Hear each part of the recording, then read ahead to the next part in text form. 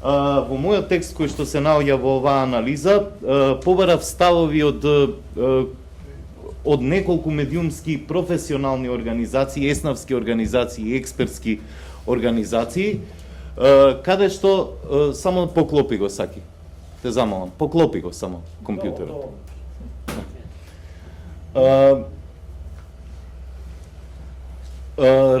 Побаравме ставови од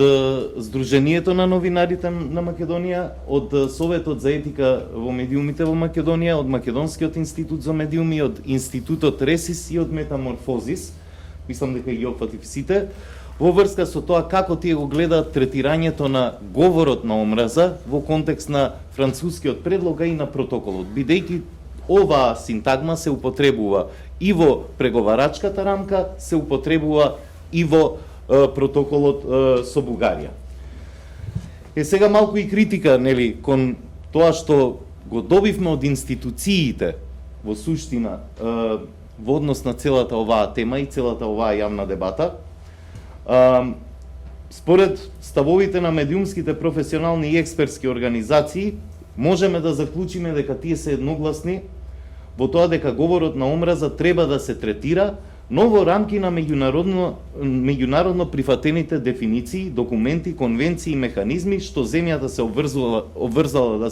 дека ќе ги почитува. Најмногу се посочуваат механизмите на Советот на Европа, Европскиот суд за човекови права и Европската конвенција за човекови права, како и на домашната постоечка легислатива, бидејќи ние во нашите закони, во кривичниот законник, во Законот за спречување и заштита од дискриминација и така натаму, имаме правни механизми кои што треба да се употребат за борба против говорот на омраза, но за жал сите се, да не се повторувам со онаа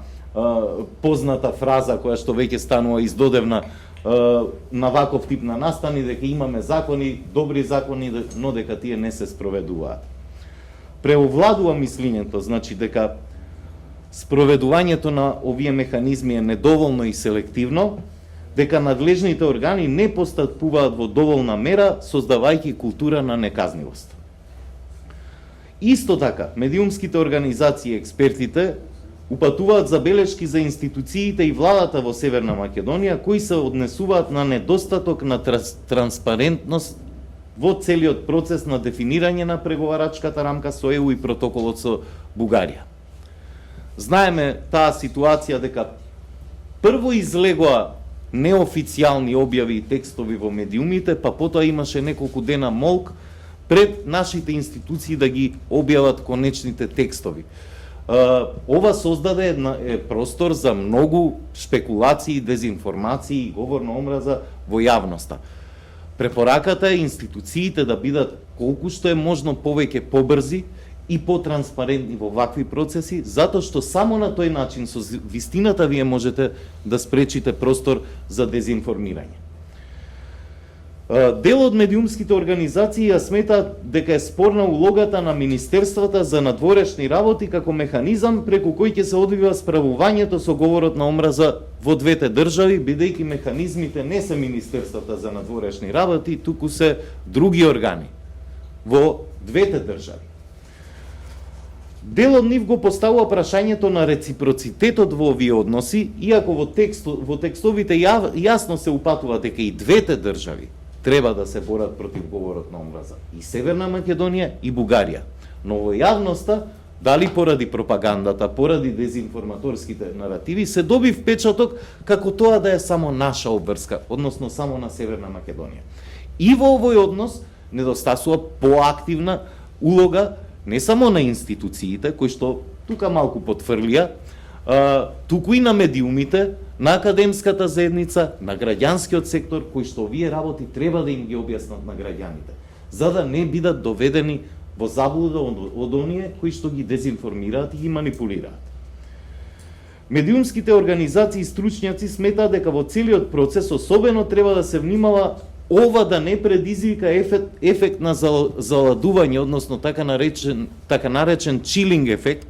или замолкнување на плурализмот. Односно да не се дозволи една општа формулација за говорот на омраза да влијае врз слободата на говорот и мислата, односно да не предизвика цензура. Тоа значи дека правните механизми треба да се спроведуваат доследно, пропорционално, правично, во согласно, значи ние го знаеме членот 10 од Европската конвенција за човекови права, кој што јасно ја дефинира слободата на говор, но јасно и ги дефинира и ограничувањата кога државите со своји специјални закони, односно легислатива, може да ги ограничат тие права. Тоа се неколку области каде што може да бидат ограничени правата и тоа треба да се прави многу внимателно за да не се доведе состојбата до ниво на тоа да предизвика некакво чувство на себецензура, па или пак некоја институција, не дај Боже, да ја злоупотреби за да цензурира некого или пак за да го злоупотреби тоа за некакви политички цели. Дел од одговорите на овие дилеми, сугестии и забелешки на медиумската и професионална и експертска фела, веројатно ќе има кога ќе се конкретизираат акциските планови за кои што се зборува во преговарачките документи, бидејќи таму дефинициите се општи како ќе се борат со говорот на омраза двете држави, се споменуваат некои механизми, но тие механизми се уште не се воспоставени, тие тела не се функционални, не се ни формирани, голем дел од нив. Значи, тука е улогата на јавноста и на сите организации кои што се експертски, кои што треба да влијаат, да учествуваат во тие механизми. Особено е важно да се поттикне соработката помеѓу медиумите во двете држави, помеѓу граѓанскиот сектор во двете држави, помеѓу академската сфера во двете држави, за целата оваа тема да добие малку по-конструктивен пристап. Затоа што тоа што се случува сега е конфронтација и поларизација внатре во двете држави и во однос на како двете држави реагираат, односно интерактираат една со друга. Само поентата ќе ја истакнам дека соработката меѓу институциите, медиумите и граѓанскиот сектор внатре во двете држави, но и меѓу нив, доколку се одвива како што треба, може да биде клучна во справување со штетите од говорот на омраза и од дезинформациите. Без таа соработка, борбата со оваа деструктивна појава ќе оди многу потешко. Тоа, како што се покажа и досега, ќе има многу негативно влијание и на напорите за добрососедски односи, но и на европските перспективи на земјата.